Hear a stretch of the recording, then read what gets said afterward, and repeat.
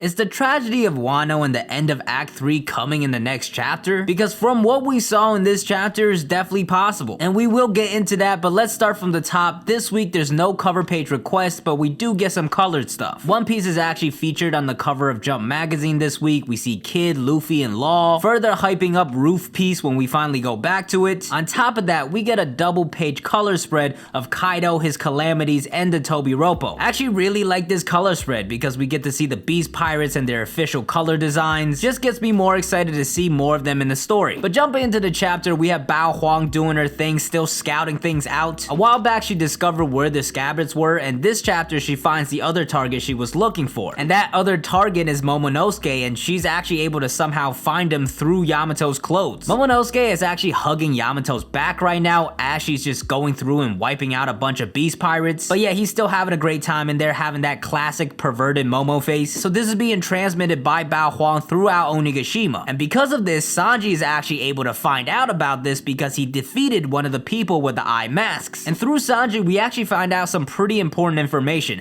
The location that the scabbards are at and the location of where Momonosuke is, they're in opposite directions. So some people thought last chapter Yamato and Momonosuke were heading towards the scabbards. That's just not true. As a matter of fact, Sanji now has to decide which direction to go. Now for me personally, although the scabbards are down bad right now, I do feel like Sanji goes towards Momonosuke, because at the end of the day, he knows Kinema and the other scabbards are strong. On the other hand, Momonosuke is just a kid, Shinobu is like and then of course Yamato, Sanji doesn't even know who that is. So looking at both situations, I definitely think he leans towards Momonosuke as the more dangerous option. And of course the Yamato and Sanji interaction, there is no way Oda's gonna miss out on an opportunity for Sanji to perv over somebody. So I do think that will be the direction that he's headed towards, but what does that mean for all these characters? Well, if that is true, unless Jack also changed his direction, we should be getting Jack versus the scabbards, which honestly I'm kind of down for. Both sides are kind of injured, so it kind of evens out. And overall, I don't feel like the scabbards are done, and they should have another proper fight. They got a lot of shine on the rooftop for sure, but guys like Denjiro and Ashura Doji, I feel like they could definitely showcase more. And the fact that Oda off-screen Neko and Inu versus Jack, something that we've been really waiting for, I feel like that could mean we're getting round 2 without those two being in Sulong form, so the fight's a little more even. I've always thought that the scabbards will have a second opponent. I thought that was gonna be Orochi, but then fighting Jack would be pretty cool as well. They could even kind of split off. Maybe you have Ashura Doji, Neko, Inu, and Raizo fight Jack, and the rest of them maybe find out Orochi and Kandoro are still alive and have to go after them. There is also the mysterious figure that is with the scabbards right now, but most likely that's either Hiyori or Toki, and they're not really gonna contribute in a fight. Unless that mysterious figure is Vista, I'm not completely giving up on it yet. So that's gonna be the case for the scabbards, but on the other hand, what about Sanji and Yamato? Of course, we're gonna have that initial interaction, but they should resolve that pretty quickly. But where exactly do they go afterwards? They can't just be chilling the whole time protecting Momonosuke. Well, the only two options are either a threat comes to them and they have an opponent there, or they head towards the scabbards. I personally do like them heading over to the scabbards because it would make sense, because Sanji knows they are in danger. So maybe once they meet up, they head over to the scabbards, and maybe we get the Yamato versus Jack fight. And then once they get there, Momonosuke could be put into the protection of some other scabbards. It's also possible that they meet up and then another threat comes, and then Sanji has to split off to fight that opponent. The top two options for that are King and Queen, who we'll get to in a little bit, because after that we get a quick glimpse of Onigashima flying through the sky, and you might have noticed this, but we do see Mount Fuji in the background. Now Mount Fuji is this giant mountain in the flower capital, so that does mean Onigashima is getting much closer to Wano. Either they're over the top of parts of Wano already, or they're very close. So originally I really thought Onigashima would kind of move very slowly, and it serves as a ticking time bomb. So essentially the alliance has to defeat Kaido before Onigashima actually lands. But it's moving way too quickly for that to be the scenario. No way Kaido gets defeated that quickly. So there's either gotta be another way they could stop it from falling, or it's just gonna crash into the flower capital. I think either option is possible here. Momonosuke or Yamato could possibly stop it. And if it does land on the flower capital, it could be part of the Wano tragedy. Now even if it does land, I personally don't think Oda is just gonna kill a bunch of citizens. Like in the present story, that's never happened, not in Dressrosa, not in Alabasta. Bad things have happened to those countries, but there's never just been a complete massacre in the present story. So I do think if it does land in the flower capital, there will be a way to minimize the damage. Either that's Onigashima landing on some factories, or Momonosuke and Yamato slowing it down somehow. But yeah, that's an important thing to note. But after that, we finally get an update on Carrot versus Perospero, and the results are kinda expected but also kinda unexpected. I think because of how long we've been away from this scene, most of us thought that Carrot and Wanda would have lost. But a lot of people thought that Carrot and Wanda just didn't stand a chance against Perospero, but as we learned in this chapter, that's just not the case. It turns out both of them lost because some clouds popped up and blocked the moon, so they didn't have Sulong anymore. And Perospero even says himself that was a close call. The only reason you guys lost was because of the weather. So to me, this really isn't an L for Carrot. I'm actually kinda excited for what's to come for her in Onigishima. I'll probably make a separate video on this speculating how she will get her shine. That'll probably drop on Monday, but for now, I'm actually pretty hopeful for Carrot. Sure, she did lose Perospero here and Perospero claims another W, but this is a moment built for Perospero to hype him up. Not only does he win, but he picks up Carrot by the face, says these are your consequences for invading our territory, and then just tosses her on the ground and says hop off and go eat some grass. That dialogue might end up getting changed in the official, but goddamn, that is a terrific one-liner. But yet this moment was to set up Perospero and what he's about to do. Now he's free to go off and do his own thing for a while. He says he's still kind of against the alliance, so Kara is really being used as a setup here, and I do feel like she has potential to come back later. One thing that's really happened a lot because of how much is going on in Onigashima is that we're focusing too much on these individual little clashes. We're not really looking at it in the full scope of the story, and we're focusing too much on these so-called L's. But in the end, we really shouldn't be focusing on the people taking L's, but the people taking W's. Oda is focusing on those people and setting up their storylines. Meanwhile, the people taking L's, whatever happens to them, most of the time don't even matter. Like when Apu knocked out Luffy and sliced Zoro, that was to hype up his powers. The damage Luffy and Zoro took, it did not matter later on. Same thing happened to Apu. He was a casualty of a badass Zoro moment, and now he's absolutely fine. And of course, we have last chapter where Sanji gets beat up by Black Maria, but he will be fine as well. We have more action to cover later on as well, and the same applies to them. So yeah, this moment for Kara here is not a loss for her. I'm actually excited and hopeful of what's to come for her story. But now let's talk about the main action back on the live floor where Marco's flames are kind of wearing off and the Ice Oni effect is kind of coming back. Meanwhile, you have Apu trying to get to Chopper to stop him from making the antidote, but guess what? He can't because two monsters are stood right in front of him with X-Drake and Hyogoro. Now Hyogoro looks like his younger self again. He's back into his prime form, and we actually saw him last chapter in this very small panel, but most people didn't think that was Hyogoro because that wouldn't make sense, but it turns out it's actually him, and we get an explanation for that this chapter. It turns out Hyogoro also got infected by the Ice Oni disease, so essentially to fight back against the Ice Oni effect, his body used the rest of his life force to draw out all of his powers, so now all of a sudden he's prime Hyogoro again. Now I don't think we've seen anything like this within the story before, so story-wise it's kind of an ass pull, but I'm fine with it because it's dope. Because not only does it set up some great Hyogoro moments in this chapter, it does come with consequences. Because he's using his remaining life force to bring out this strength, he doesn't have a lot of time left. And he even says to the rest of the samurai,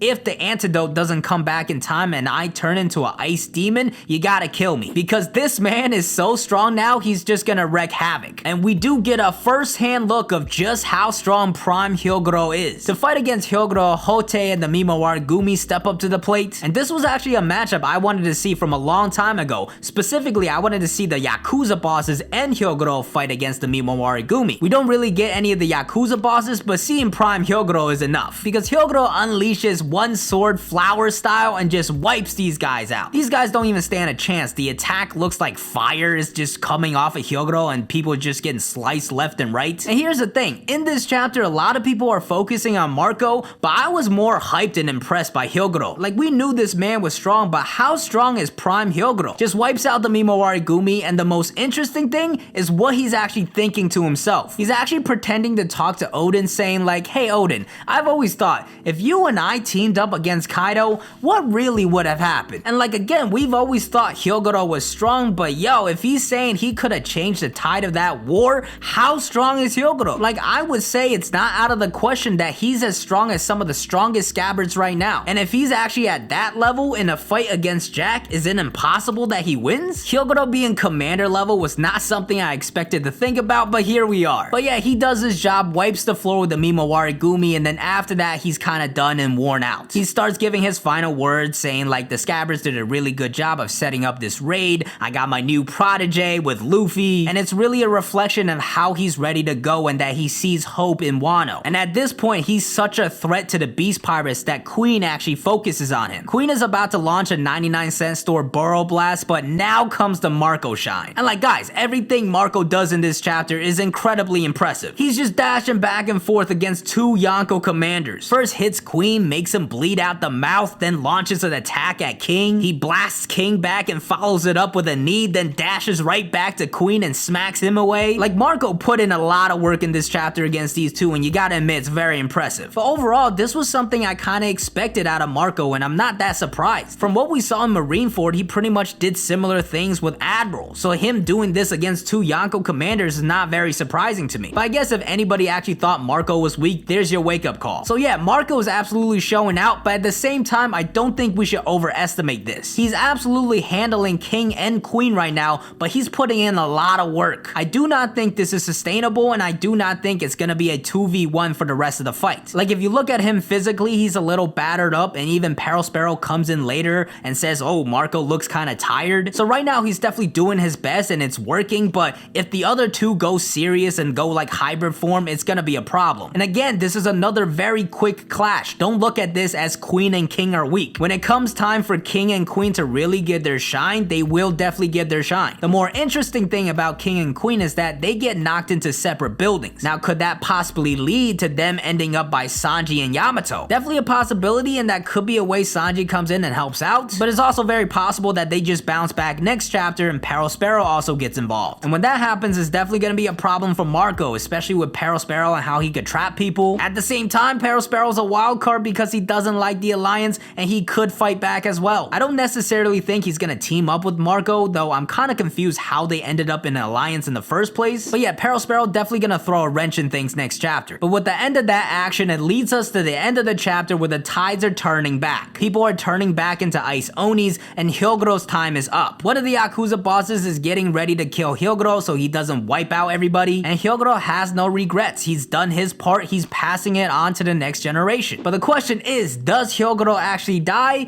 I could see it going either way. Path number one is that Hygoro actually dies, and it would be very impactful. I said this during my live reaction, but I think his death would probably hit me more than Yasuie's death because I feel more connected to Hygoro. We already saw kind of his backstory during the Oden flashback. We got a lot of screen time with him and Luffy. Even in Onigashima, he's gotten his shine as well, so I feel like if he does go, it would be a proper death. On top of that, as I mentioned in the beginning of the video, this could start off the tragedy. So let's say Hygoro dies, and then Perospero comes in, traps Marco, he gets injured, maybe doesn't die, and then we bounce back to the rooftop and all the supernova are taking down, and maybe even one of them dies as well. And to cap it all off, Onigashima lands on the Flower Capital. That's a hell of a tragedy. So that's definitely one path I could see happening, but at the same time, it is One Piece and not a lot of people die. And I could see Oda dragging this out a bit, and I wouldn't be too mad at it, because the only way Hyogoro survives is because of Chopper. And that would give Chopper a lot of shine, him coming back in with the antidote, turning the tide. So it would give us a pretty good Chopper moment, and then after that, he could kind of get involved with some fights or something. But if I had to pick between the two, I feel like the tragedy one makes more sense, because even if Hyogoro dies, Chopper will still come back in later and turn the tides with his antidote. And from what we saw of Chopper in this chapter, it didn't really seem like he was ready yet. Plus, seeing Hyogoro die because he couldn't make the antidote in time maybe spurs him to get more involved in fights. That could be him teaming up with Drake to fight Apu or to fight Queen. There's a couple of possibilities. So yeah, overall, I do feel like Hyogoro being the tragedy could be a very well executed one. And overall, this chapter was a solid chapter for me. There were some really good moments of Hyogoro. I really enjoyed the Marco action, but not that much happened. It's a lot of setup for what's to come. But what did you guys think of the chapter? Do you think Hyogoro is gonna die? Let me know in the comments below. But as always, thank you guys for watching. I hope you enjoyed. If you did enjoy, please hit that like button. To keep up with the channel, you gotta hit that subscribe button, hit the bell to get notified. Thank you to all my King Pirates Elite members on YouTube and Patreon for supporting the channel. Be sure to follow me on Twitter and Twitch. I'm DZag, and I'll see you guys next time. Peace.